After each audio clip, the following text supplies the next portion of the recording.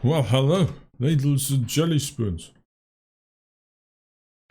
And welcome to, I'll be honest, I'm just throwing shit at the wall and seeing what sticks, but I've started a new series, for better or for worse, called Weasel Wisdom. Episode 1, Just Stop. So, like I said, this is a slightly newer thing I'm trying out. It's a slightly shorter form of video where we try to quickly tackle faux pas on things that I'm sort of vaguely qualified to talk about, I guess. But I'd like to start off by saying that I'm not a politically inclined person. The last thing I want to do is divide my audience. At the end of the day, I'm an entertainer and my channel exists to, well, hopefully entertain. So the last thing I want to do is go about pissing people off on subjects I'm not really qualified to talk about.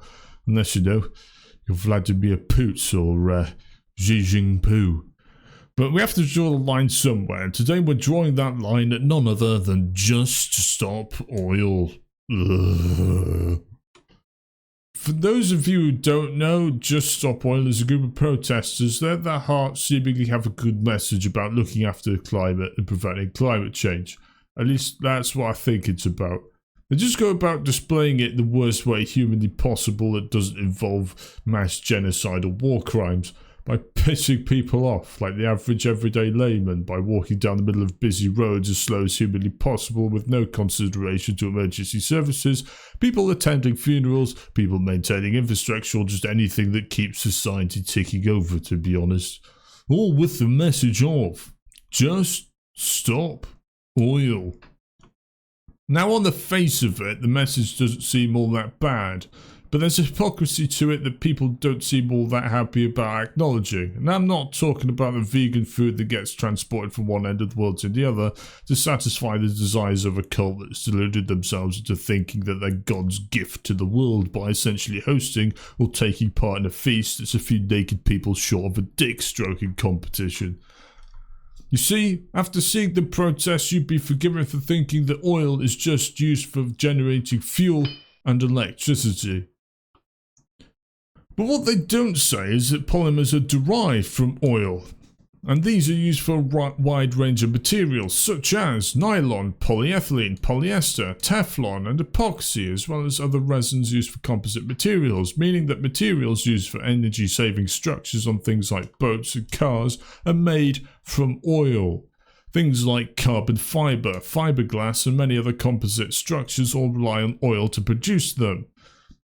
Even the clothes that you wear, the carpets in your house, the dashboard of your car, plastic tubes keeping your loved ones alive, packaging keeping your food fresh, headphones, your phone and phone case, your keyboard, your mouse, the bed that you sleep in, energy efficient airliners, aircraft keeping your country safe, PCBs in your computer, wind turbine blades, even your fucking frying pan isn't safe. And there's probably a whole lot more, but I'm on my 4th gin and cherryade and I can't be asked to paste more pictures in my PowerPoint presentation. Now, I'm not going to point out how most of their t-shirts have polyester in them. I'm not even going to rant about the fact that the very beds that they sleep in probably come from oil. The point is, you can't simply stop using oil.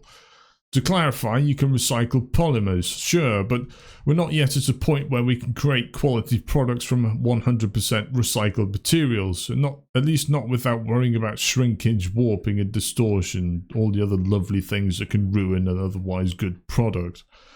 And I get that this is probably about oil and things like energy and fuel, but that's not what the t-shirt says, and that's not what is on their website. So I just want to put it out there that stopping the use of oil is literally stopping modern society as we know it. And can we just stop with the whole annoying the average everyday layman thing? Sticking your hand to the motorway isn't the profound message that you think it is. You're literally playing in traffic. Now go protest outside your local government office, or go protest outside the headquarters of Shell for their stupid bonuses, or something that's more direct and straight to the point that the average everyday person can get behind. Just for the love of God, stop disrupting people on your side and disrupting the average layman who has a family to feed and a society to uphold. You're doing yourself a disservice by trivializing the problem and making it seem about you, the very antithesis of what you're supposedly fighting for. So if you want to actually make a difference and you want to make a genuine impression, protest about something the average guy can get behind.